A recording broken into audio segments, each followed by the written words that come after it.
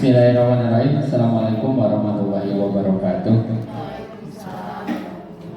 Puji syukur kita panjatkan kehadirat Allah Subhanahu wa taala yang alhamdulillah pada kesempatan ini kita masih akan diberikan kesehatan sehingga kita bisa berkumpul di acara diseminasi menumbuhkan budaya positif di lingkungan sekolah. Salawat serta salam semoga tercurahkan ke junjungan kita Nabi besar Muhammad Sallallahu Alaihi Wasallam yang alhamdulillah pada kesempatan ini berkat beliau kita bisa menikmati zaman yang begitu indah berkat beliau. Baik Bapak Ibu yang saya hormati, mohon maaf sebesar-besarnya telah mengganggu waktu kegiatan belajar mengajarnya karena ada sesuatu hal yang perlu saya tularkan, yaitu diseminasi tentang apa budaya positif di lingkungan sekolah. Saya akan menggali budaya positif di lingkungan sekolah kita, apa saja yang sudah ada, kemudian apa saja yang perlu kita tambahkan supaya peserta didik kita mempunyai karakter yang maksimal. Mungkin sekarang yang lagi digaung-gaungkannya itu adalah profil atau karakter profil Pancasila atau pendidikan profil Pancasila. Baik Bapak Ibu, sebelum kita mulai ke materi yang akan kita bahas atau yang akan kita diskusikan, yaitu mengenai budaya positif di lingkungan sekolah. Nah, sebelum kita mulai, kita gali dulu apa saja yang sudah ada di sekolah kita tentang budaya positif. Nah, kalau misalkan saya sebutkan tidak afdol gitu ya, kalau saya sebutkan satu-satu. Nah, saya minta dari perwakilan Ibu Bapak untuk menyebutkan budaya positif apa saja yang sudah ada di lingkungan sekolah kita atau yang sudah berjalan di lingkungan sekolah kita. Baik, untuk yang pertama mungkin silahkan Bapak Ibu yang mau menyampaikan budaya positif apa saja yang sudah ada di sekolah kita. Siapa? Oh, iya, siapa? Bu Ain? Iya, siapa? Mangga Bu Ain, Papayun. Ya, minta Bu Ain. Ya, nanti dikasih hadiah Bu Ain. Tes satu. Ya, Mangga Bu Ain, apa saja budaya positif yang sudah ada di sekolah kita? Apa aja Bu? Pertama, upacara bendera. Upacara bendera, oke.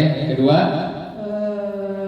Mengaji Yasin bersama setiap hari Jumat ya. Kita sudah melakukan pengajian bersama. Cukup Bu, dua saja. Kita giliran. Ya, kasih tepuk tangan buat Pak Ridwan.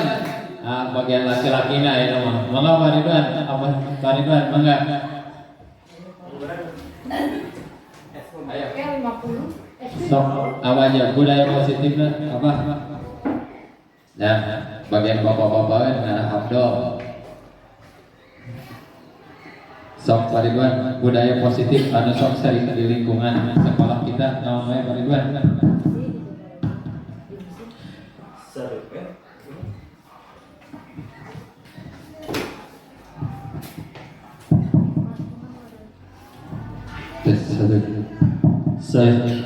Ya, mangga silakan.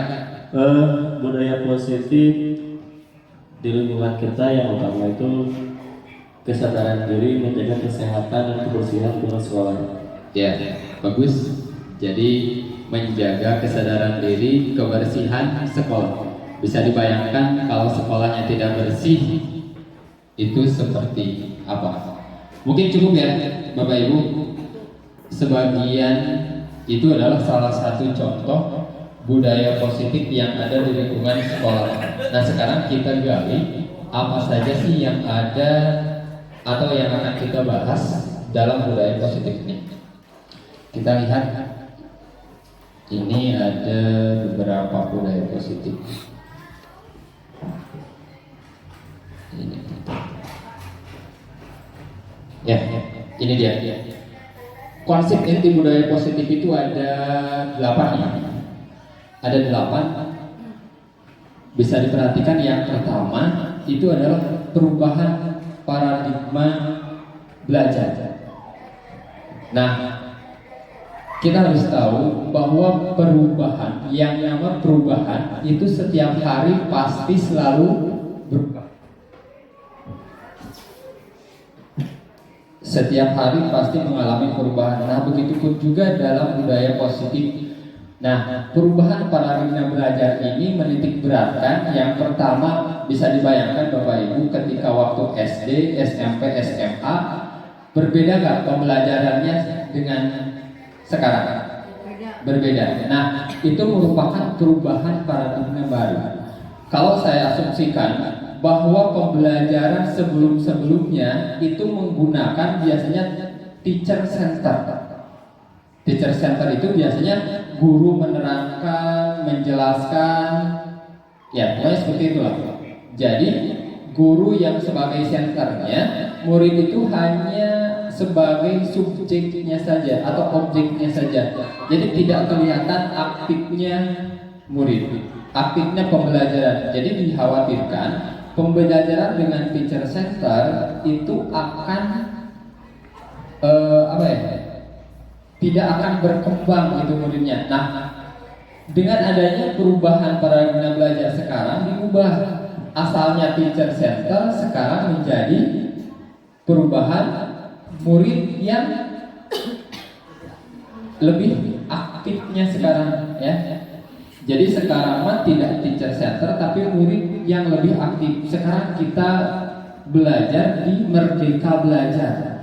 Nah, Merdeka Belajar itu bebas, sebebas-bebasnya murid menggali informasi dari manapun, baik dari internet, dari koran, dari artikel, pokoknya sebebas-bebasnya untuk mendapatkan informasi yang akan kita pelajari. Nah, itu salah satu perubahan paradigma belajar. Kemudian yang kedua adalah disiplin positif. Nah, disiplin positif itu harus yang pertama kita gaungkan. Yang pertama, kalau misalkan kita masuknya jam 7 atau jam 7.15, nah dengan adanya disiplin positif berarti kita harus tepat masuk jam 7.15. Istirahat tepat waktu, pulangnya juga tepat waktu. Kemudian disiplin positif, nanti kita akan gali satu persatu. Kemudian nilai-nilai kebajikan. Nah, nilai-nilai kebajikan ini adalah nilai-nilai yang melekat pada diri kita. Mungkin nanti kita akan bahas apa saja yang termasuk ke dalam nilai-nilai kebajikan. Kemudian kebutuhan dasar manusia. Nah, kebutuhan dasar manusia juga ini dibagi menjadi beberapa bagian.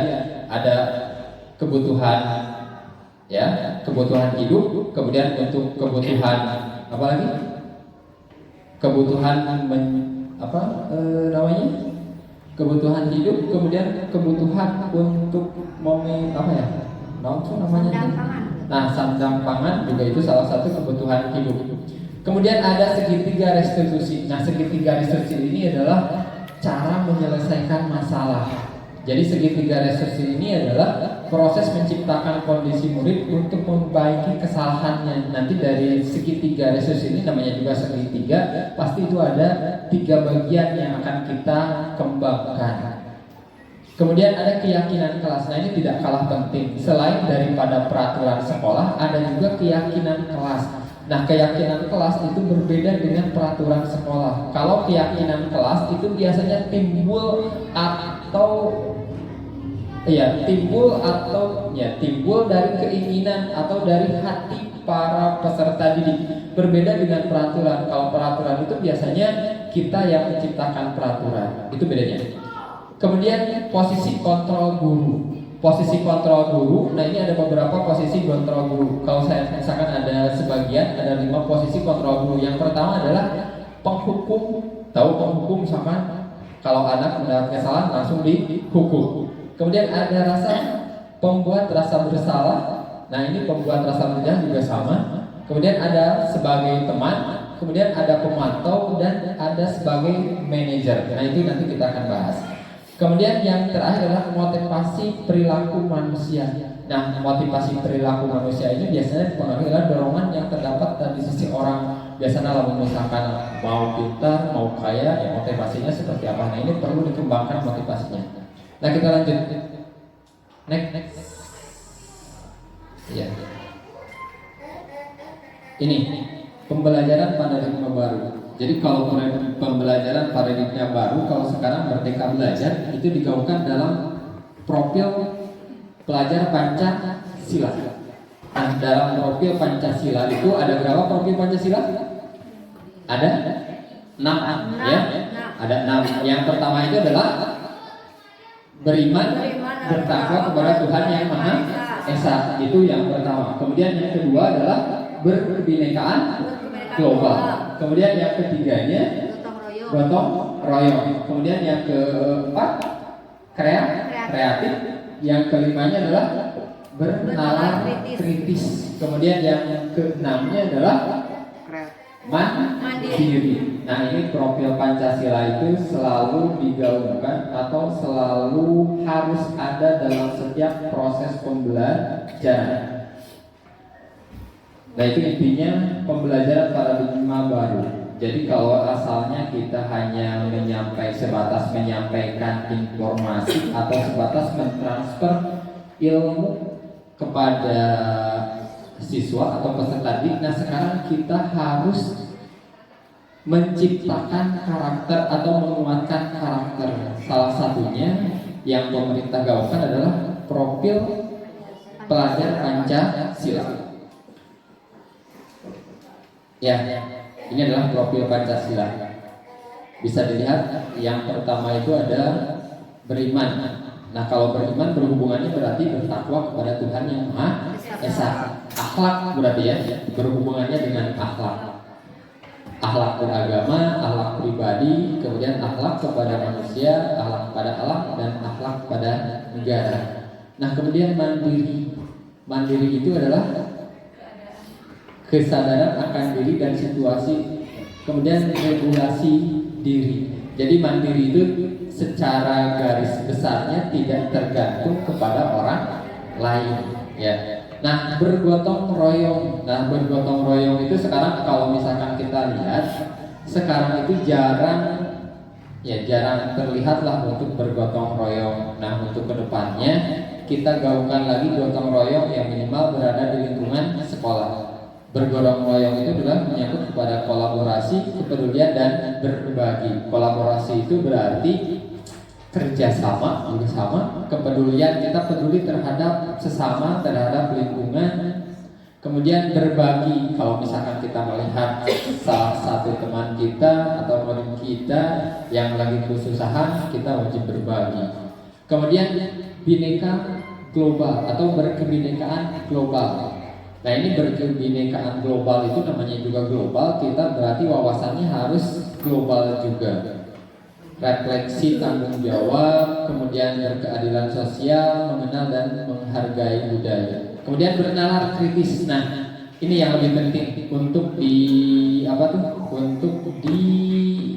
sampaikan kepada peserta didik untuk menjadi peserta didik yang bernalar kritis. Jadi bernalar kritis itu tidak hanya istilahnya tidak hanya dicekokin gitu ya, tidak hanya diparaban lah, tapi bernalar kritis itu mampu menciptakan sesuatu yang berinovasi, jadi sesuatu yang baru. Kalau misalkan pemecahan masalah, jadi ada pemecahan masalah dengan model-model yang baru. Jadi tidak hanya apa yang disuruh oleh guru saja, tapi bisa menciptakan model-model yang baru dalam menciptakan atau dalam memecahkan masalah.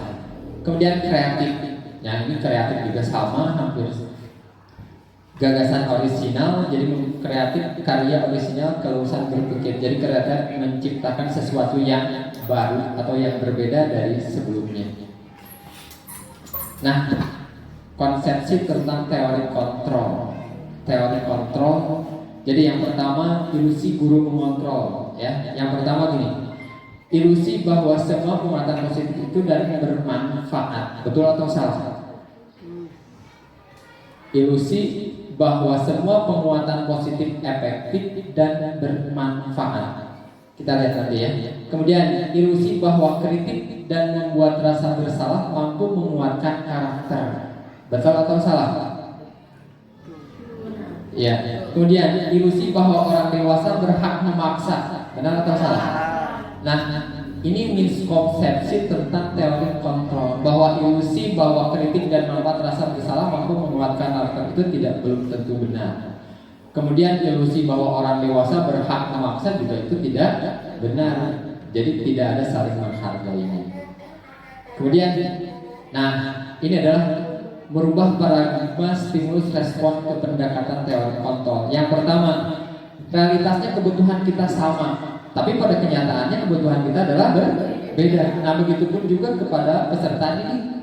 Kebutuhan belajar peserta didik itu semuanya tidak sama, berbeda-beda. Makanya sekarang ada yang dinamakan sebelum pembelajaran dimulai itu adalah melakukan tes diagnostik, ya. Melakukan tes diagnostik itu adalah melakukan tes gaya belajar siswa. Jadi sebelum kita mulai pembelajaran, alangkah lebih baiknya kita mengetahui gaya belajarnya seperti apa. Lebih bagus lagi kita mengetes bakat dan minatnya. Mungkin saya misalkan dalam suatu pembelajaran IPS tidak suka IPS, kemudian sukanya belajar IPA. Kemudian tidak suka belajar IPA, sukanya matematika. Nah itu kita tidak perlu paksakan, tapi kita sebagai guru harus mengarahkannya, ya. Kemudian yang kedua, semua orang melihat hal yang sama. Betul atau salah? Salah kan? Bahwa kenyataannya adalah setiap orang memiliki gambaran yang berbeda-beda. Begitupun juga kalau misalkan dalam pembelajaran, dalam matematika, tidak semua orang melihat bahwa matematika itu adalah gampang, ya. Ada yang gampang, ada yang suka, ada yang sedang-sedang saja. Itu tergantung banyak faktor, ya. Kemudian yang ketiga, kita mencoba mengubah orang agar berpandangan sama dengan kita. Pada kenyataannya itu berbeda. Jadi kita tidak bisa memaksakan pandangan orang itu untuk sama dengan kita. Nah makanya ada berkebinekaan, ya. Makanya kita berusaha supaya pandangan orang itu adalah berbeda. Jadi saling menghargai. Kemudian perilaku buruk dilihat sebagai suatu kesalahan. Nah biasanya kita seperti itu kan. Jadi sesuatu yang buruk itu dianggap kita salah. Biasakan anak merokok, bahwa kita menghukum bahwa kamu adalah salah, tanpa kita sadari, tanpa kita pahami. Seharusnya kita menanyakan dulu alasannya terlebih dahulu. Alasannya apa? Alasannya kenapa sampai melakukan hal seperti itu. Nah makanya semua perilaku itu mempunyai tujuan. Berbuat salah pun juga mungkin mereka mempunyai tujuannya. Makanya kita alangkah lebih baiknya kita paham dulu lah tujuannya sudah apa.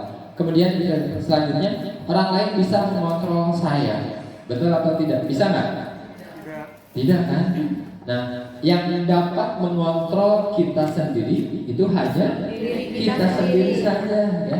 Hanya bisa mengontrol diri. Jadi kita hanya oleh kita dikontrolnya. Kemudian saya bisa mengontrol orang lain, itu jelas juga salah. Jadi Anda tidak bisa mengontrol orang lain, itu teori kontrolnya. Kemudian pemaksaan ada pada saat bujukan gagal. Bisa nggak? Misalkan anak dibujuk gitu di lembah lembut, di Wawai di lembah lembut, tapi ternyata gagal gitu. Nah, teori kontrolnya adalah kolaborasi dan sesuai menciptakan pilihan baru. Tapi kita jangan langsung menganggap gagal sebelum melaksanakan langkah-langkah persuasif pendekatannya. Kemudian metode berpikir menang dan kalah. Metode berpikir menang atau kalah. Teori kontrolnya adalah metode berpikir menang. Jadi metode berpikirnya adalah ya kita harus selalu melakukan hal yang positif atau menanamkan positif dalam pemikiran kita. Nah, itu adalah paradigma stimulus responnya. Selanjutnya disiplin positif. Nah, ini ada tentang disiplin positifnya. Disiplin itu berasal dari kata disiplin yang artinya belajar ya. Disiplin belajar. Disiplin mengacu pada disiplin diri yang memiliki tanggung jawab terhadap apa yang dilakukan berdasarkan nilai-nilai yang diyakininya. Secara sederhananya disiplin itu adalah menempatkan sesuatu pada tempatnya. Itu yang disebut disiplin. Kalau masuk jam 7 berarti jam 7. Kalau keluar jam 12 keluar jam 12. Kalau pakai sepatu ya pakai sepatu gitu. Jangan misalkan pakai sendal. Kalau disuruh pakai sepatu kemudian pakai sendal, itu juga merupakan salah satu yang tidak disiplin. Kemudian kalau misalkan apalagi banyaklah contohnya perilaku disiplin dan tidak disiplin.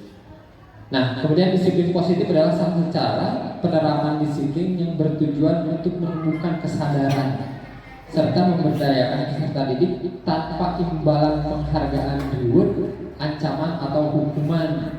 Nah, itu dengan disiplin positif. Jadi biasanya kalau kita akan menciptakan disiplin atau menciptakan sesuatu atau menarik minat, biasanya kita mengadakan reward atau penghargaan atau dengan menghukum. Biasanya anak lebih menurut. Tapi pada teorinya pada prinsipnya itu adalah salah, bahwa dengan penghargaan dan menghukum itu salah ya. Kemudian sebagai pendidik tujuan kita adalah menciptakan peserta didik yang memiliki disiplin diri sehingga mereka berperilaku mengacu pada nilai-nilai kebajikan. Nah, nilai-nilai kebajikannya nanti apa saja kita akan bahas selanjutnya. Nah, ini adalah nilai-nilai kebajikan. Nilai kebajikannya yang pertama adalah profil Pancasila, sudah jelas. Profil Pancasila beriman dan bertakwa kepada Tuhan Yang Maha Esa dan berakhlak mulia, berkebinekaan global, kemudian gotong royong, kemudian mandiri, kreatif dan bernalar kritis ya. Ini sudah jelas nilai-nilai kebajikannya. Kemudian ada lagi nih, Ibo Primary Years atau disebut dengan PYP. Nah, ini ada nilai kebajikannya, toleransi. Ya, berarti kita sebagai manusia harus bertoleransi, kemudian harus saling menghormati, integritas berarti harus bisa. Namanya integritas itu biasanya keyakinannya kuat ya. Kemudian antusias, empati, keingetahuan, kreativitas, kerjasama, percaya diri dan komitmen. Nah, kemudian ada lagi yang terakhir, keterampilan hidup atau life skill ya, keterampilan hidup atau life skill. Nah, life skill itu biasanya kita dapat dipercaya. Kalau seandainya kita tidak dapat dipercaya, ya mau gimana? Kemudian kalau misalkan peserta didik juga harus menciptakan percaya terhadap gurunya. Kemudian pendengaran yang aktif, tidak merendahkan orang lain dan memberanikan yang diri yang terbaik. Nah, kebutuhan dasar manusia. Kebutuhan dasar manusia itu adalah segala sesuatu yang kita lakukan untuk mendapatkan apa yang kita inginkan, gitu ya. Kemudian seluruh tindakan yang kita lakukan memiliki tujuan tertentu. Jadi kebutuhan dasar manusia itu adalah kata yang kita lakukan. Kemudian yang dilakukan kita itu adalah mempunyai tujuannya. Tidak mungkin segala sesuatu tidak mempunyai tujuan. Seandainya Bapak Ibu datang ke sekolah tidak mempunyai tujuan, itu apa yang akan terjadi? Terus kalau misalkan pembelajaran juga kalau tidak mempunyai tujuan, apa yang akan dihasilkan? Makanya setiap pembelajaran itu guru wajib menyampaikan tujuan pembelajarannya apa. Ya, itu wajib. Biasanya itu yang dinilai juga biasa dalam guru penggerak juga. Kalau seandainya guru tidak menyebutkan tujuan pembelajarannya, itu didiskualifikasi. Begitupun juga dengan kita ngajar. Diusahakan sebelum pembelajaran dimulai, itu tujuan pembelajarannya apa? Supaya anak tidak bertanya-tanya, naon sih mempelajari materi ini, dan lebih baiknya atau lebih bagusnya lagi kita mengaitkan tujuannya terhadap kegiatan atau kehidupan sehari-hari yang bermanfaat terhadap teori tersebut. Nah, ini adalah kebutuhan dasar manusia. Nah, ini ada kebutuhan dasar manusia. Ada 5 ya. Bertahan hidup. Kalau seandainya kita bertahan hidup, berarti kita harus makan, kemudian berpakaian, tempat tinggal, keamanan dan kesehatan. Hidup mutlak harus kita dapatkan ya. Itu untuk bertahan hidup. Makan, pakaian, bertempat tinggal, keamanan, kesehatan. Seandainya salah satu saja ini tidak ada, bertahan hidupnya akan hilang ya. Kemudian kasih sayang dan rasa diterima. Benar nggak? Kasih sayang dan rasa diterima itu kebutuhan dasar manusia. Butuh nggak kasih sayang dan rasa diterima? Rasa diterima, dipedulikan, berbagi kerjasama, menjadi bagian dalam kelompok. Ya, ini harus ya. Kemudian penguasaan itu ada harga diri, keinginan untuk dianggap, memimpin, berprestasi, diakui dan didengar. Ini keinginan pribadi gitu ya. Maksudnya keinginan yang ada dalam diri kita ya seperti itu. Harga diri kita misalkan ada yang bilang harga dirinya tinggi, kemudian keinginan untuk dianggapnya juga sama. Seandainya kita tidak dianggap saja dalam kelas ini atau misalkan dalam lingkungan guru, itu biasanya hati itu sok kumaha gitu. Jadi asa dianggap gitu ya. Jadi itu mungkin suatu keinginan. Kemudian yang terakhir adalah kebebasan. Bapak Ibu perlu nggak kebebasan? Perlu? Ya. Kita perlu, makanya kebebasan itu adalah dimasukkan ke dalam salah satu kebutuhan dasar manusia. Makanya kita perlu itu yang namanya kebebasan. Seandainya kita tidak bebas, lamun dikekang lamun bapak-bapak ke istrinya, lamun istri ke suaminya, tidak ada kebebasan. Bisa misalkan mama atau kemana-mana cicingnya di imah ngurus budak, itu kan salah satu tidak ada kebebasan. Lamun bapak-bapak kumaha? Lamun hobina musik, bapak menggeus ka musik, cicingnya di rumah. Lamun hoya atau ngarep wae, itu merupakan salah satu kebebasan. Kita tidak senang lah kalau kebebasan kita diganggu, gitu kan? Oke, kemudian yang terakhir adalah kesenangan. Kebutuhan dasar manusia itu terhadap kesenangan. Seandainya kalau tidak ada kesenangan, mungkin nggak dilakukan. Tidak kan? Nah, maka kesenangan itu adalah bermain, humor, antusias dan tertawa. Ya, termasuk di dalamnya adalah kesenangan. Nah itu. Nah ini ada motivasi perilaku manusia. Motivasi perilaku manusia. Yang pertama, motivasi perilaku manusia itu adalah untuk menghindari ketidaknyamanan atau hukuman. Biasanya kita menghindari kan ketika tidak nyaman dan hukuman. Saya mah takut dihukum. Saya mah misalkan takut orang lain tidak nyaman. Biasanya seperti itu.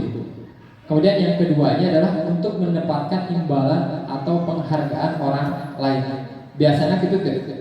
Lamun kita melakukan sesuatu yang minimal atau wah si eta mah halus, itu kan suatu penghargaan. Kalau misalkan kita terapkan dalam murid, yang paling sederhana itu adalah kalau seandainya murid menjawab apa yang kita tanyakan, itu adalah kita bisa menghargai atau mengucapkan terima kasih ya kepada muridnya. Itu juga merupakan suatu penghargaan yang kecil. Yang lebih bagusnya kalau misalkan kita penghargaan yang lebih besar, kita menyediakan reward yang lebih besar lagi. Kemudian yang ketiganya adalah untuk menjadi orang yang mereka inginkan dan menghargai diri sendiri dengan nilai-nilai yang mereka percaya. Duhur, kita lanjut aja sebentar lagi ya. Break dulu. Break dulu, tanggungan sebentar lagi. Ya, kita tangguhlah sedikit lagi sampai beres, mungkin 30 menit deh. Nah, ini yang ketiga, ada hukuman, kemudian konsekuensi dan restitusi. Ini ketiganya hampir saling terpaut lah. Yang pertama adalah hukuman. Hukuman itu yang pertama adalah kalau kita melakukan hukuman itu biasanya tidak terencana gitu ya. Terhadap murid. Kalau seandainya misalkan murid melihat merokok, kita tidak terencana, woi kamu kesini, langsung bisa kita mintakan hukuman. Nah itu biasanya tidak terencana. Kemudian yang keduanya adalah murid tidak tahu apa yang akan terjadi. Itu terjadinya hukuman. Kemudian bersifat satu arah. Jadi hukuman itu tidak memandang murid, atau bukan tidak memandang, tidak perlu memverifikasi atau tidak perlu penjelasan murid. Biasanya itu hukuman, biasanya divonis bersalah atau tidak bersalah, itu adalah hukuman. Kemudian yang ketiganya adalah berupa hukuman fisik atau psikis. Nah biasanya kalau hukuman itu misalkan salah, kita suruh lari misalkan di lapangan, nah itu adalah sebagai hukuman. Misalkan disuruh push up, itu juga merupakan hukuman. Kemudian konsekuensi. Nah konsekuensi yang adalah terencana atau disepakati sesuai peraturan. Misalkan kalau misalkan anak merokok di kelas atau misalkan di ruang sekolah, nah hukumannya apa? Itu sudah tertera di peraturan sekolah atau sudah tertera lah hukumannya atau sanksi-sanksinya seperti apa? Itu berarti konsekuensinya. Kalau seandainya anak melakukan kesalahan, berarti konsekuensinya harus seperti apa? Itu yang pertama. Yang kedua, murid tetap dibuat tidak nyaman. Konsekuensi juga membuat murid tidak nyaman. Kemudian sikap guru yang selalu memonitor, biasanya memonitor kesiswaan, itu ya mencari kesalahan-kesalahan ya peserta didik. Setiap guru menjadi monitor memantau. Kemudian yang terakhir yang kita akan yang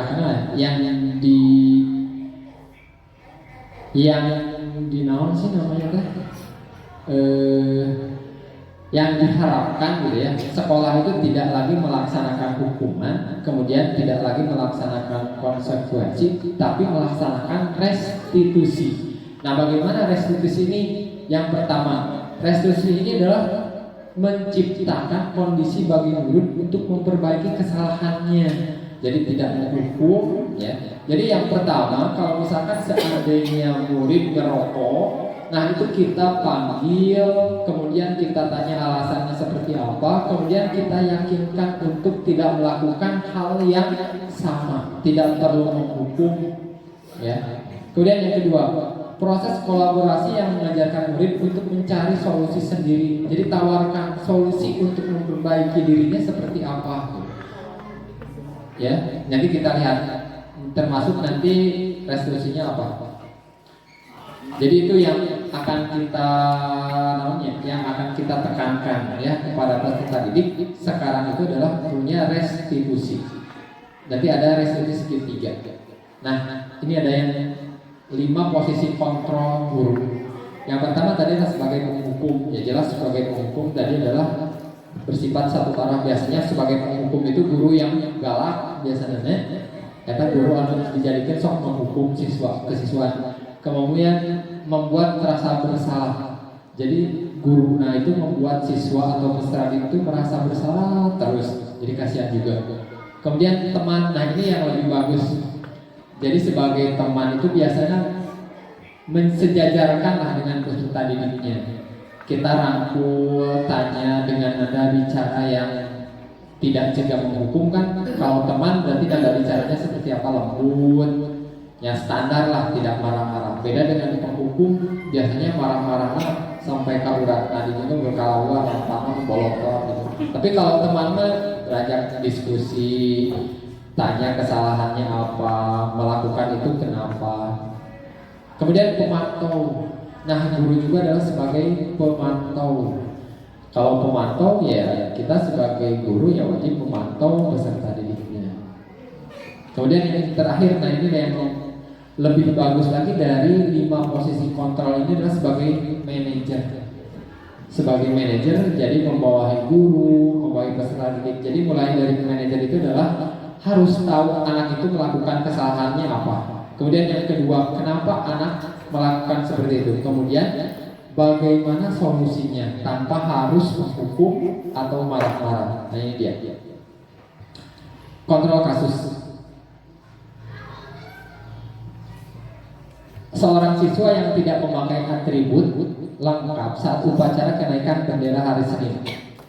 Berarti kalau menghukumnya itu adalah menghormat pada bendera selama 1 jam. Itu jelas, itu merupakan kontrol guru sebagai penghukum. Tapi kalau misalkan pembuat rasa bersalah, guru itu pasti bakal bilang, berapa kali Bapak Ibu harus memberitahu kamu selalu saja mengecewakan Bapak Ibu. Nah itu adalah membuat rasa bersalah bahwa anak itu, oh dengan kelakuan seperti ini berarti guru-gurunya adalah mencari kecewa lah misalnya seperti itu. Kemudian temannya benar, ayo dong ikut aturan sekolah, tolong bantu ibu bapak sekali ini, ya sudah tidak apa, lain kali jangan sampai berbuat seperti ini lagi. Nah, lebih enak mana?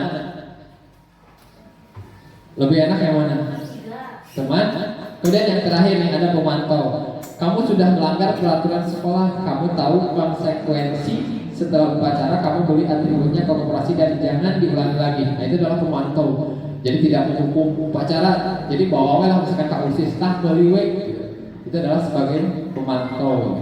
Nah, yang terakhir sebagai manajer. Sebagai manajer berarti gini, apakah kamu tahu kesalahanmu? Berarti kita nanya dulu kan sebelumnya, apakah tahu kesalahanmu? Berarti anak saya tidak pakai atribut Pak, gitu kan? Nah, kemudian kira-kira bagaimana memperbaiki kesalahannya? Pasti anak, oh saya harus memakai atribut, saya harus beli. Nah, itu berarti langsung ke intinya atau penyelesaian sudah didapat seperti ini tanpa harus menghukum. Jadi Bapak Ibu bisa memilih antara 5 kontrol posisi guru. Bapak Ibu mau memilih yang mana? Ya, pasti akan memilih sebagai manajer. Tapi kita juga sebagai manusia ya tidak terlepas dari adanya emosi gitu kan. Bisa saja sebagai menghukum. Tapi yang lebih dianjurkan sekarang adalah kita harus menempatkan posisi kita sebagai manajer. Jadi videonya nggak ada. Kalau videonya nggak ada. Udah ini aja. Udahlah ini weh. Atau mau video ini dicek dulu di sini ada nggak? Nantilah terakhir. Nah, biar nggak ngantuk. Nanti upload sleeping. Oke, sekarang kita cari video dulu posisi kontrol guru ya. Di sini ada sih, tapi posisi kontrol guru. Nah, di sini ada. Udahlah, nanti itu mah posisi kontrol gurunya ada. Nah, posisi kontrol apakah aku? Bapak Ibu bisa memposisikan posisi kontrol apakah? Kemudian saya kecewa sekali dengan kamu. Posisi kontrolnya di mana? Pemantau, penghukum, pembuat masalah, kemudian teman, pemantau, manajer, pembuat rasa bersalah. Saya kecewa sekali dengan kamu. Yang mana? Pembuat rasa bersalah. Oke. Kemudian yang kedua, kamu tidak benar-benar melakukannya. Benar, hukuman. Kamu tidak pernah benar melakukannya. Hukuman. Yang mana? Teman? Pemantau, membuat rasa bersalah. Bersalah nih. Kamu sudah melakukan. Oke, kita lanjut. Kamu tidak pernah melakukannya. Berarti yang kedua ya, rasa bersalah. Kemudian, apa rencanamu untuk menyelesaikan masalah ini? Manajer. Oke, berarti manajer ya. Kemudian, ayolah lakukan demi Bapak Ibu. Teman. Kemudian kamu tidak pernah mendapatkan nilai jika tidak mengerjakan tugas. Hukuman. Hukuman itu apa? Kamu tidak pernah mendapatkan nilai jika tidak pernah mengerjakan tugas. Iya, betul. Kemudian keyakinan kelas. Nah, ini yang harus perlu kita tanamkan juga di dalam kelas. Keyakinan kelas. Mengapa keyakinan kelas bukan peraturan kelas? Tadi sudah dijelaskan bahwa peraturan dengan keyakinan itu berbeda. Kalau keyakinan itu biasanya kita mengumpulkannya dari setiap anak, gitu kan? Kita tampung dari setiap anak keyakinannya di dalam kelas itu mau seperti apa. Kemudian dalam keyakinan itu tidak boleh menggunakan kalimat yang negatif. Misalkan contoh, kalau dalam peraturan biasanya tidak boleh buang sampah sembarangan. Nah, kalau dalam keyakinan kelas itu diubah menjadi kalimat positif, berarti harus menjaga kebersihan. Nah, itu dalam keyakinan kelas. Jadi itu bedanya. Mengapa keyakinan kelas tidak atau bukan peraturan kelas? Jadi kalau keyakinan itu lebih apa ya? Lebih hayu, lebih berasa bertanggung jawab lah dari dirinya masing-masing karena berasal dari keyakinannya masing-masing. Nah, pembentukan kelas, keyakinan kelas. Keyakinan kelas itu bersifat abstrak. Kemudian berupa pernyataannya universalitas, jadi tidak spesifik ya. Seperti tadi kan, kalau spesifiknya jangan buang sembarangan, jangan buang sampah sembarangan. Tapi secara universitasnya adalah universalnya adalah jagalah kebersihan. Nah, jaga kebersihan itu kan luas gitu, tidak hanya membuang sampah saja. Kemudian dibuat dalam pertanyaan positif ya seperti tadi. Jadi tidak ada jangan, tidak, itu harus dihindari dalam keyakinan kelas. Kemudian sesuai dengan kondisi kelas dan sekolah sehingga warga mudah diterapkan. Jadi setiap kelas mungkin keyakinannya berbeda ya, tidak harus sama. Kemudian semua warga sekolah dilibatkan saat membuat keyakinan sekolah. Nah, ini pentingnya keyakinan kelas. Semua siswa harus berpartisipasi, harus dilibatkan. Kemudian yang terakhir itu harus disahkan. Ya biasanya kalau disahkannya dengan mengucap tanda tangan bersama sesama semuanya. Nah, ini yang terakhir, restitusi.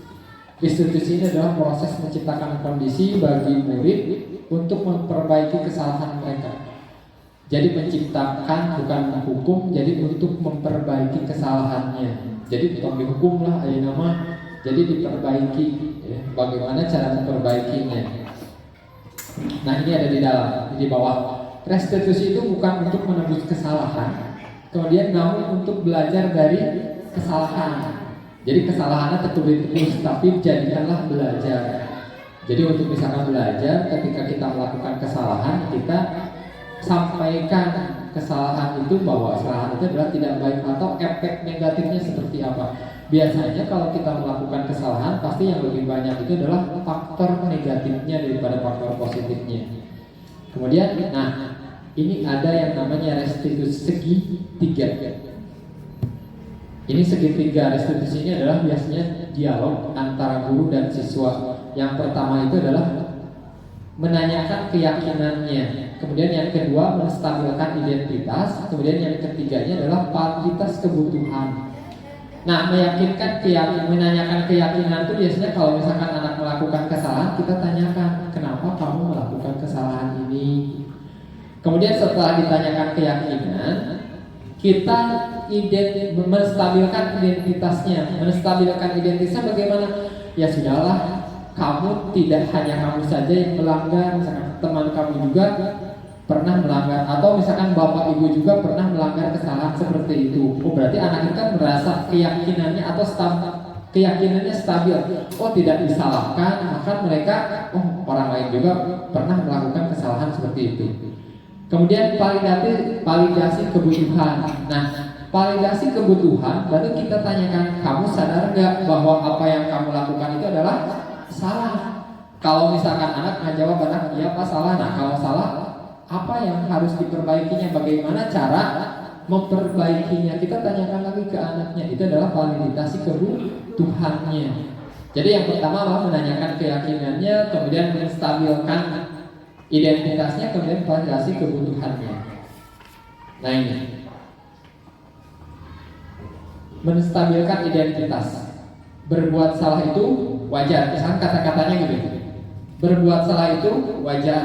berbuat bapak juga berbuat salah. Kemudian ibu bapak tidak mau mencari siapa yang salah, tapi ibu bapak ingin mencari solusi dari permasalahan ini seperti apa. Nah, itu adalah menstabilkan identitas. Kemudian kamu berhak merasa begitu. Itu biasanya kata-kata yang menstabilkan identitas. Kemudian, validasi yang salah.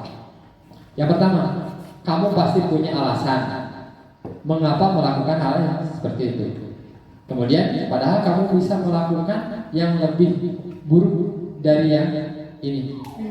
Ya, saya nyerikan kalau misalkan seandainya anak itu namanya merokok, kalau misalkan yang lebih buruk dari merokok apa?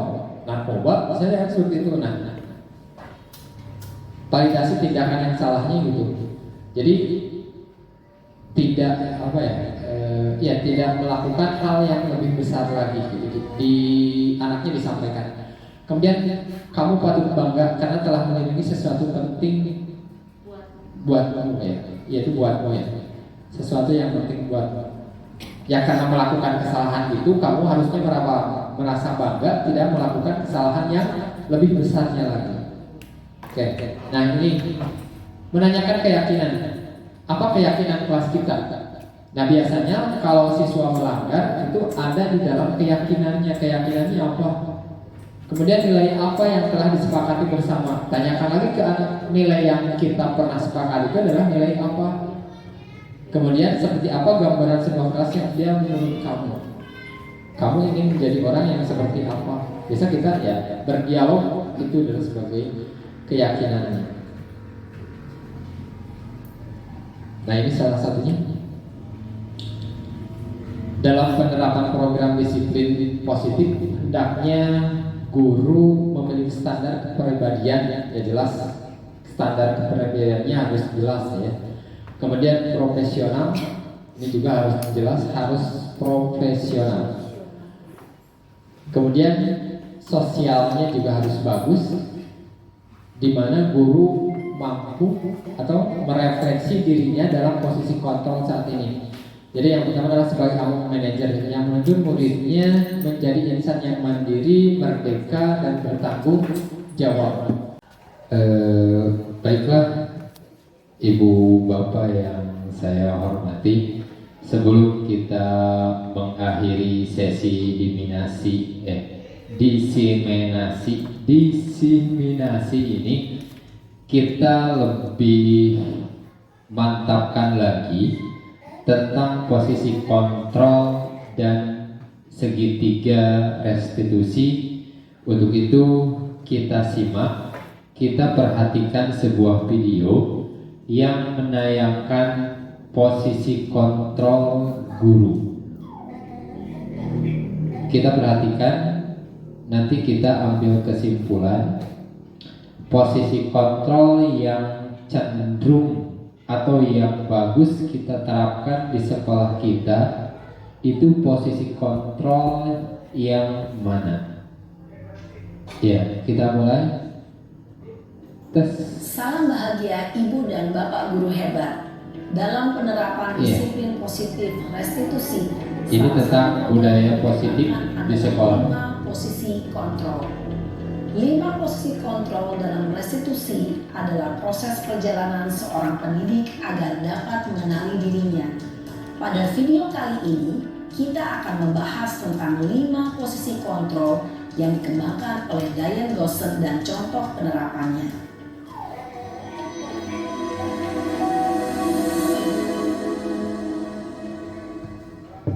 5 posisi kontrol itu adalah 1. Posisi penghukum. 2. Posisi pembuat merasa bersalah. 3. Posisi teman. 4. Posisi pemantau atau monitor. Dan 5. Posisi manajer. Untuk lebih memahami kelima posisi tersebut, mari kita saksikan kasus Naren yang terlambat hadir 20 menit di sekolah dan melihat bagaimana kelima posisi kontrol dalam menghadapi masalah tersebut.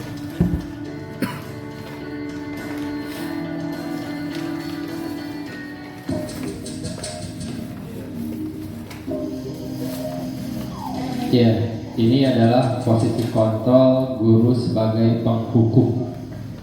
Naren, Suaranya menggelegar. Selamat pagi Bu. selalu terlambat. Kamu deh, pasti terlambat. Maaf Bu, saya Apa? Apa coba? Alasan kamu apa lagi? Kapan sih kamu tidak terlambat? Malas sekali ya kamu jadi anak. saya Dasar pemalas. Gak kapok-kapok sih kamu. Sudah berapa kali terlambat? Sana, kamu keliling lapangan basket 2 kali. kenapa saya harus keliling lapangan basket Bu? Kenapa? Kamu melawan ibu. Berani-beraninya jawab. Sudah terlambat, masih berani jawab pula. Sekarang, keliling lapangan basket 5 kali sekalian. Biar kapok. Cepat. Pergi sana ke lapangan basket. Posisi penghukum biasanya berbicara dengan nada tinggi, menghardik, menunjuk-nunjuk, menyakiti, dan menyindir. Hukuman bisa berupa fisik maupun psikis. Ibu dan bapak guru hebat. Dampak yang terjadi pada murid ketika guru berada pada posisi penghukum adalah murid cenderung akan memberontak, bahkan menyimpan dendam.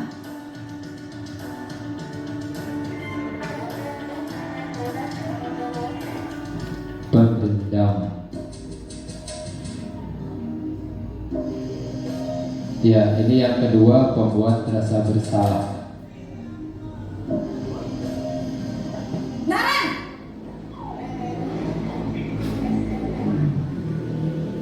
Selamat pagi Bu.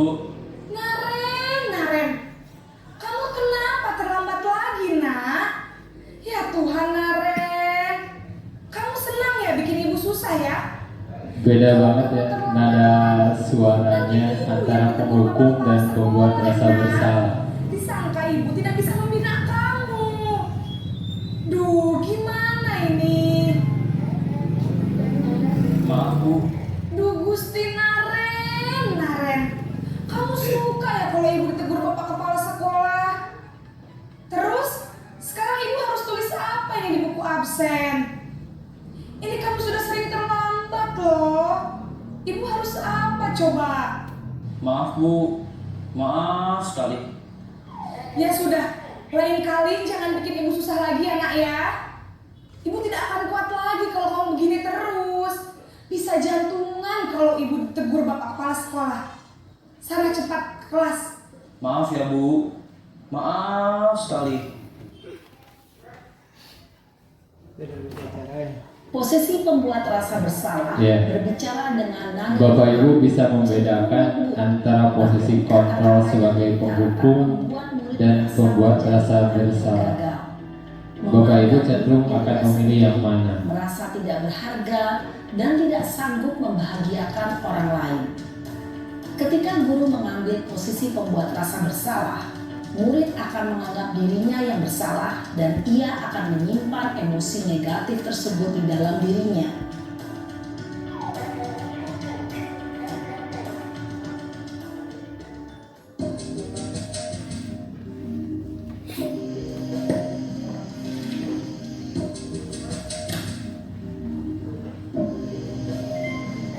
Naren!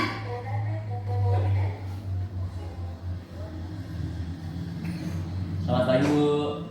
Wah, sudah jam berapa ini nak? Terlambat lagi ya sayang. Iya Bu. Habis ibu saya lupa bangunkan saya Bu.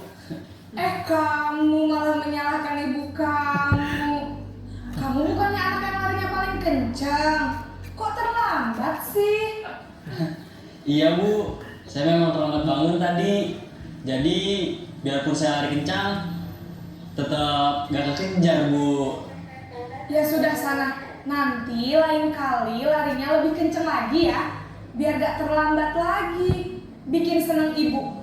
Demi ibu. Bisa kan? Bisa lah Bu.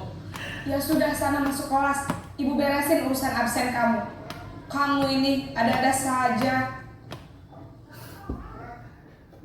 Dalam posisi teman, Guru berbicara dengan nada suara ramah, akrab, cenderung bersenda gurau untuk menjaga suasana tetap santai. Murid akan merasa senang, aman, dan akrab dengan guru. Identitas yang tercipta adalah identitas sukses atau berhasil.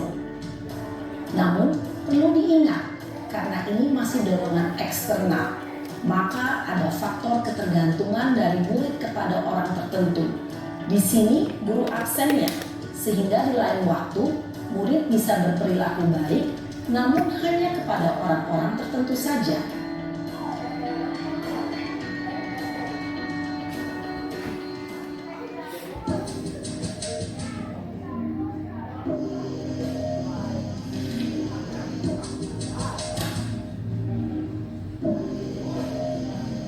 Naren!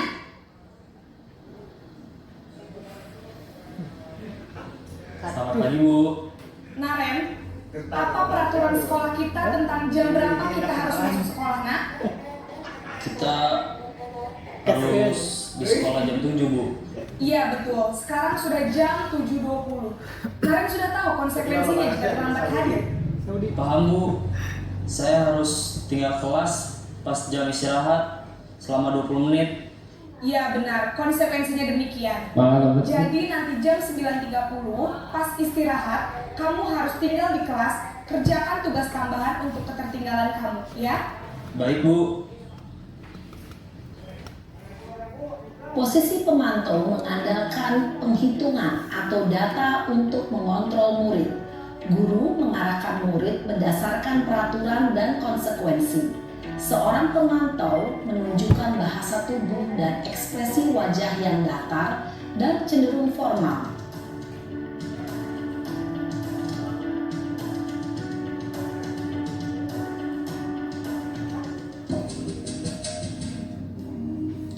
Nah, ini yang terakhir posisi manajer. Ini merupakan favorit, mungkin favorit semua guru. Naren!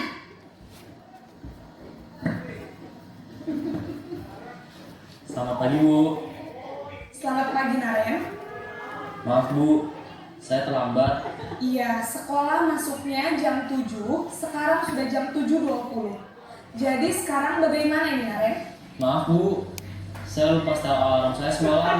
Baiklah, menurut kamu, keyakinan sekolah yang mana yang perlu kamu tingkatkan?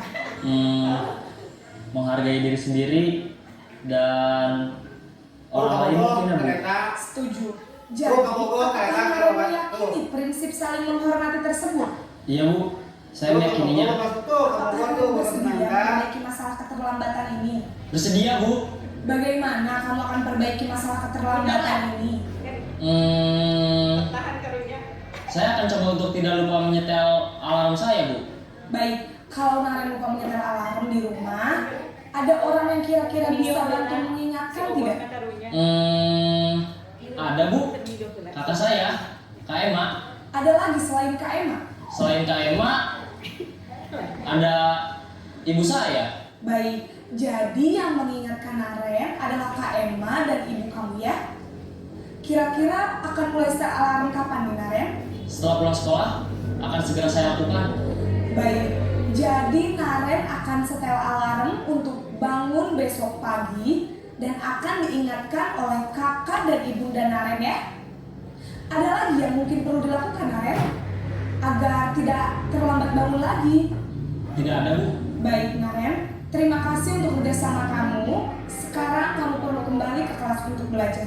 Baik Bu, terima kasih.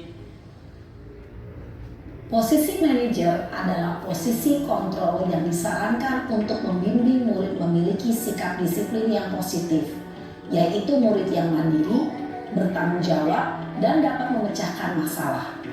Tujuan dari posisi ini adalah agar murid dapat berefleksi atas tindakannya. Guru akan dengan tulus memberikan pertanyaan-pertanyaan bermakna, sehingga membuat murid dapat belajar dari kesalahannya dan mencari sebuah solusi untuk menyelesaikannya. Ibu dan bapak guru hebat, setelah mengamati adegan kelima posisi kontrol tadi, kira-kira posisi mana yang paling ideal? Posisi mana yang dapat menunjang motivasi intrinsik murid? Ya, tentu posisi manajer. Posisi ini memang posisi ideal yang ingin dituju setiap pendidik. Pada posisi inilah, guru dapat menerapkan disiplin positif yang berpihak pada murid, yang memerdekakan murid. Perjalanan seorang pendidik tentunya tidak mudah untuk sampai pada posisi seorang manajer. Namun, tujuan kita pasti, yaitu menciptakan murid-murid yang mandiri, merdeka, dan bertanggung jawab. Semoga penggambaran 5 posisi kontrol yang telah diperlihatkan ini dapat menjadi ajang refleksi bagi kita semua, agar dapat terus mengasah dan menerapkan disiplin positif yang memerdekakan murid.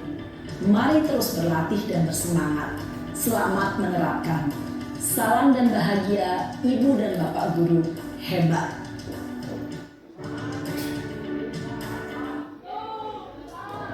Ya, baik Bapak Ibu yang saya hormati, tadi adalah 5 posisi kontrol yang harus kita pilih salah satunya untuk menyelesaikan masalah peserta didik. Bapak Ibu boleh memilih mana yang paling disukai dari kelima posisi kontrol ini.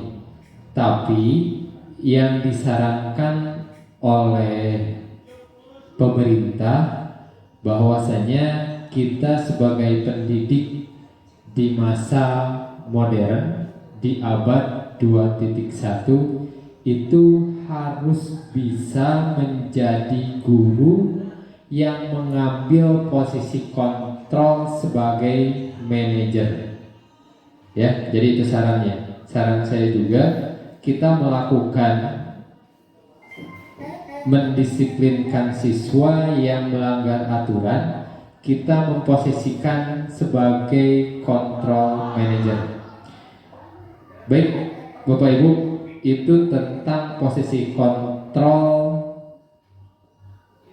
yang akan kita ambil untuk kedepannya. Semoga video ini dapat bermanfaat untuk kita semua. Nah, untuk selanjutnya kita satu lagi video sebelum mengakhiri sesi ini. Ini ada sebuah video. Ini tentang praktik segitiga restitusi. Kita simak saja videonya. Pak Guru hebat. Pada video kali ini kita akan membahas tentang salah satu program disiplin positif yang diterapkan di lingkungan sekolah yang dikenal dengan nama restitusi.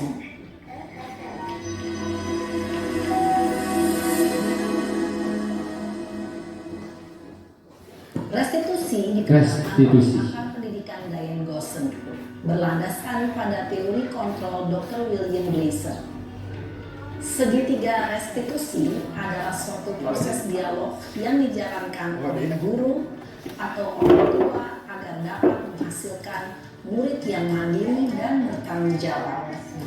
Pada saat guru di posisi manajer, aspek yang dikembangkan pada murid adalah motivasi intrinsik, sehingga penanaman nilai-nilai kebajikan dapat tumbuh dan berkembang menjadi suatu kebiasaan positif yang akhirnya membentuk karakter murid.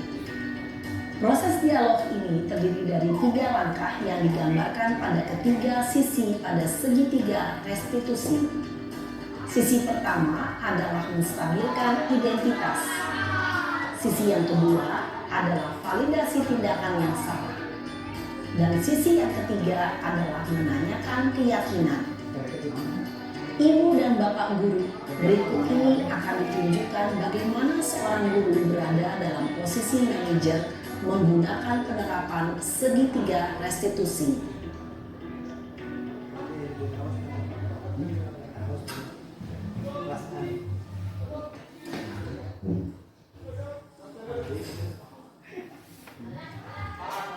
Siang saya.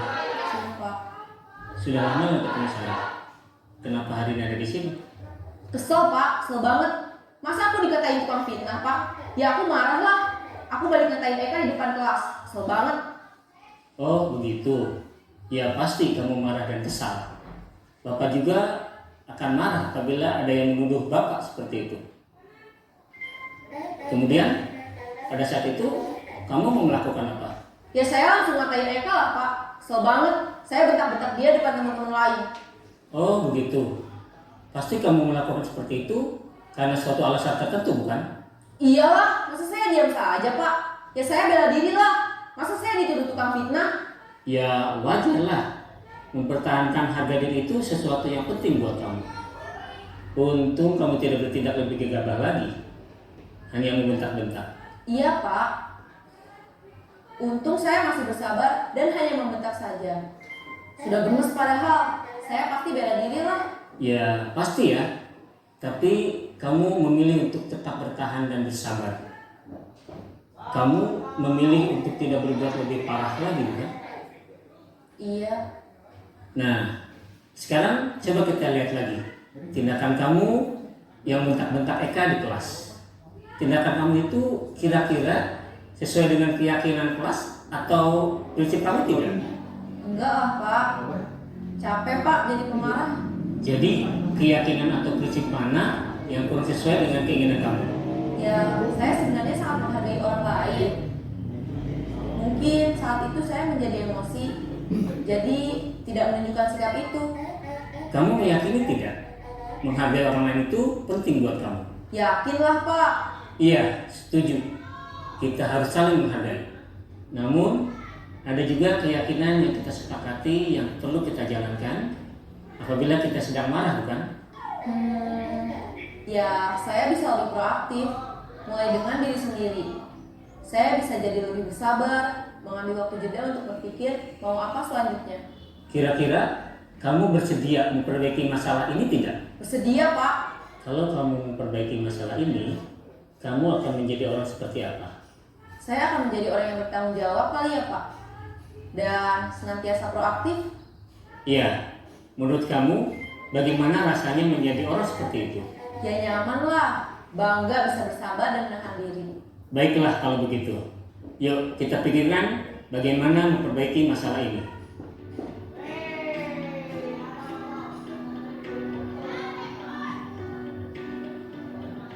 Ibu dan Bapak guru hebat, baru saja kita menyaksikan contoh bagaimana seorang guru berada dalam posisi manajer menggunakan penerapan segitiga restitusi. Mari kita bahas satu persatu. Pada sisi pertama, menstabilkan identitas berdasarkan pada prinsip bahwa membuat kesalahan adalah bagian dari proses pembelajaran. Sisi pertama dari segitiga ini berperan menggeser identitas murid dari identitas gagal ke identitas sukses. Murid yang sedang bertingkah laku yang tidak pantas atau menarik diri saat itu sedang mengalami identitas gagal. Bila kita mengkritiknya, maka posisinya tidak akan berubah. Kita bisa mengajukan pernyataan-pernyataan ini. 1. Membuat kesalahan sesuatu yang wajar. 2. Manusia tidak ada yang sempurna. 3. Kita bisa memperbaiki masalah ini. 4. Saya tidak menanyakan kesalahannya. Saya lebih fokus bagaimana memperbaiki masalah ini. 5. Apakah saat ini kamu tengah menjadi orang yang baik untuk dirimu sendiri? Pada sisi kedua, validasi tindakan yang salah berlandaskan pada prinsip bahwa setiap perilaku berupaya memenuhi suatu kebutuhan tertentu.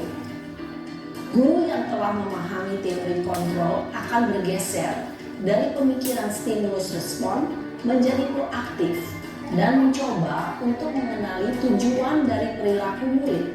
Mengenali dan mengakui kebutuhan murid ini dapat memperbaiki hubungan dengan murid tersebut. Pernyataan atau pertanyaan bisa disampaikan dengan nada suara tidak menghakimi atau memojokkan, sehingga dapat mengembalikan murid pada posisi positif. 1. Kamu bisa saja bertindak lebih gegabah lagi dari ini. 2. Kamu bukan melakukannya tanpa suatu alasan tertentu. 3. Kamu melakukannya karena mempertahankan sesuatu yang penting bagimu. 4. Mungkin kamu bisa mempelajari suatu perilaku baru yang lebih efektif. Bersediakah kamu mempelajarinya? Selanjutnya, kita akan simak sisi terakhir, yaitu menanyakan keyakinan. Teori kontrol menyatakan bahwa pada dasarnya kita termotivasi secara intrinsik. Pada saat perilaku yang salah telah divalidasi dan identitas sukses telah stabil, maka murid telah siap mengaitkan keyakinan-keyakinannya dengan tindakannya yang salah dan pemikirannya telah bergeser ingin menjadi orang yang dituju. Pertanyaan-pertanyaan ini dapat mengaitkan keyakinan-keyakinan yang dianut murid. 1. Sebagai keluarga atau kelas, apa yang kita yakini? 2. Nilai-nilai apa yang telah kita sepakati? 3. Seperti apa gambaran sebuah kelas yang ideal bagi kamu? 4. Kamu ingin menjadi orang seperti apa?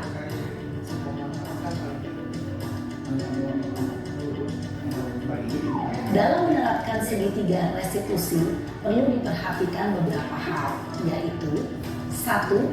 Perilaku yang salah perlu dikaitkan dengan nilai-nilai atau keyakinan-keyakinan yang telah disepakati atau dituju. 2. Kesediaan orang yang melakukan kesalahan untuk memperbaiki masalah. 3.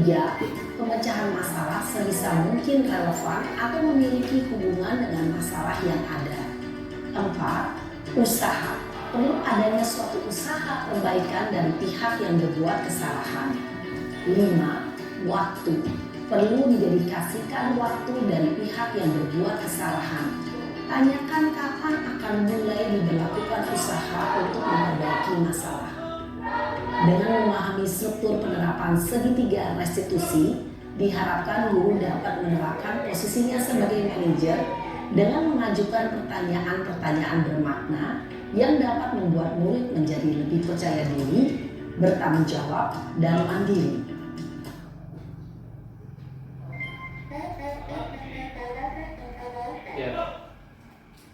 Terus, ya, baik Bapak Ibu, itu salah satu video tentang praktik segitiga restitusi yang dilakukan oleh seorang guru.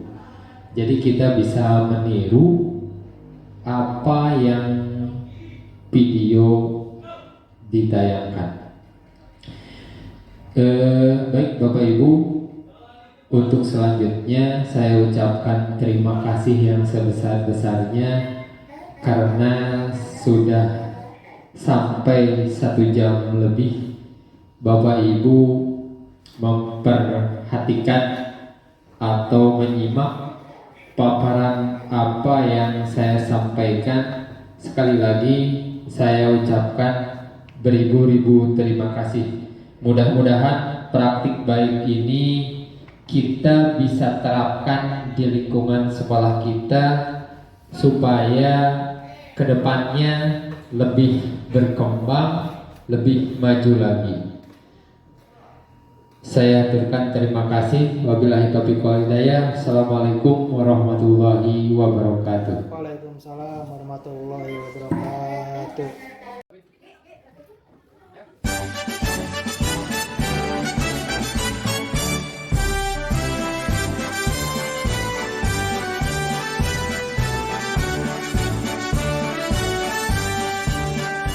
Bulatkan tekad, kuatkan hati, negeri ini memanggilmu kawan.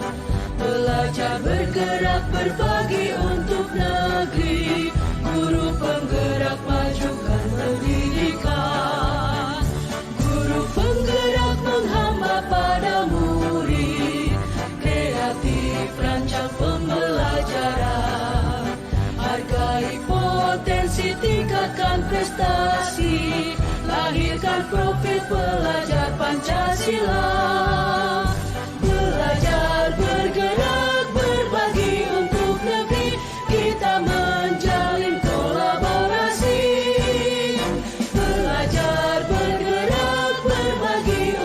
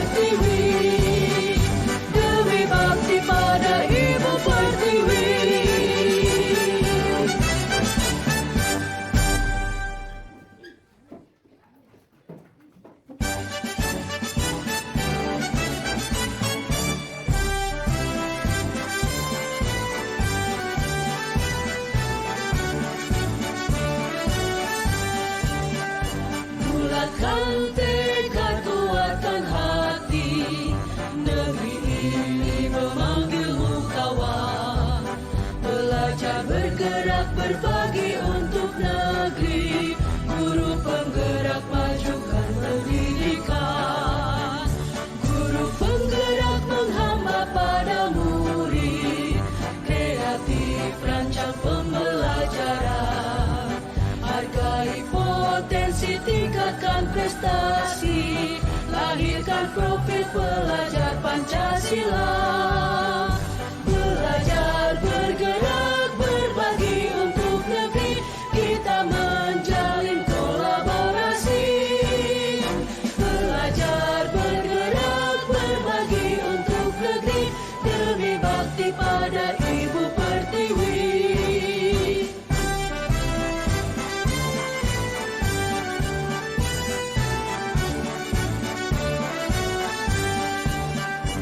Bulatkan tekad kuatkan hati, negeri ini memanggilmu kawan.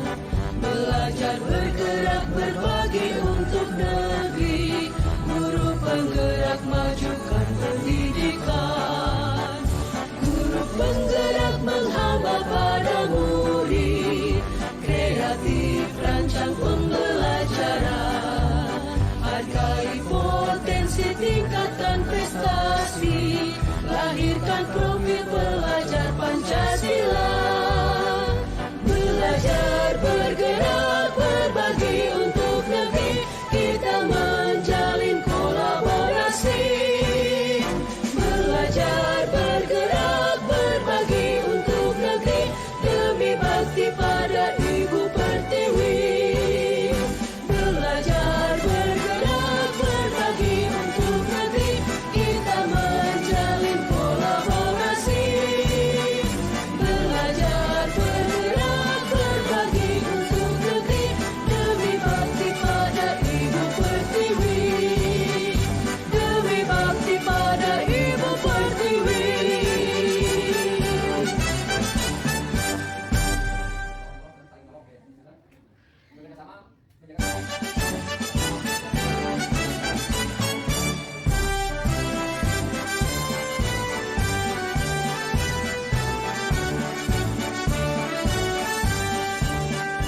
Bulatkan tekad kuatkan hati, negeri ini memanggilmu kawan.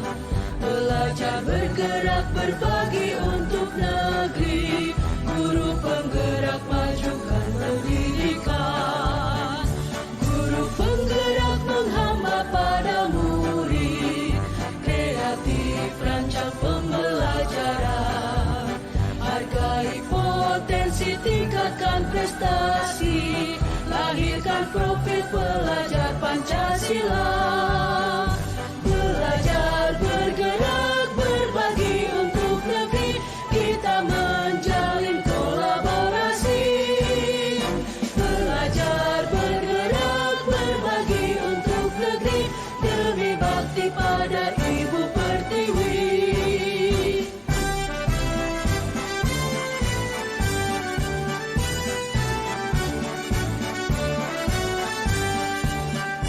Bulatkan tekad kuatkan hati, negeri ini memanggilmu kawan.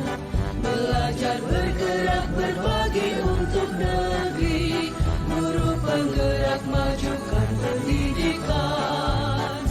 Guru penggerak menghamba pada murid, kreatif rancang pembelajaran.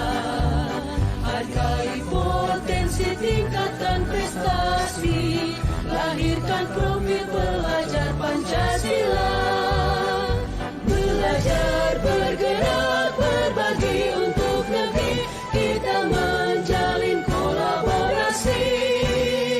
Belajar bergerak berbagi untuk negeri, demi bakti pada Ibu Pertiwi.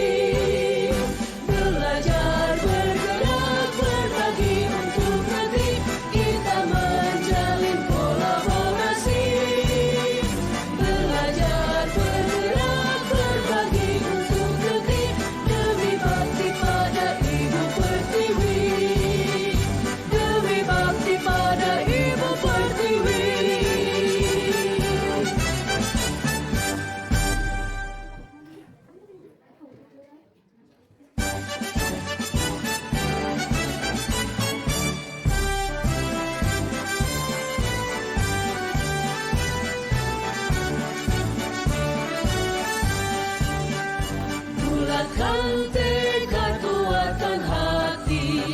Negeri ini memanggilmu kawan.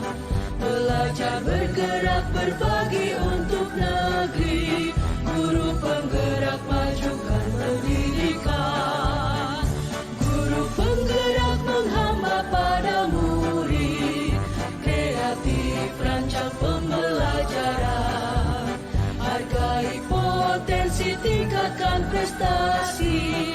Lahirkan profil pelajar Pancasila. Belajar bergerak berbagi untuk negeri. Kita menjalin kolaborasi.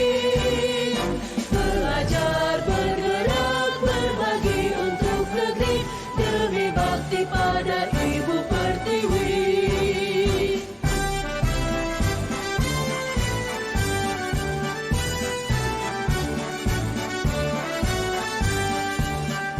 Bulatkan tekad, kuatkan hati. Negeri ini memanggilmu kawan. Belajar bergerak berbagi untuk negeri. Guru penggerak majukan pendidikan. Guru penggerak menghamba pada murid. Kreatif rancang pembelajaran. Hargai potensi, tingkatkan prestasi. Lahirkan profil pelajar Pancasila. Belajar bergerak berbagi untuk negeri. Kita menjalin kolaborasi. Belajar bergerak berbagi untuk negeri.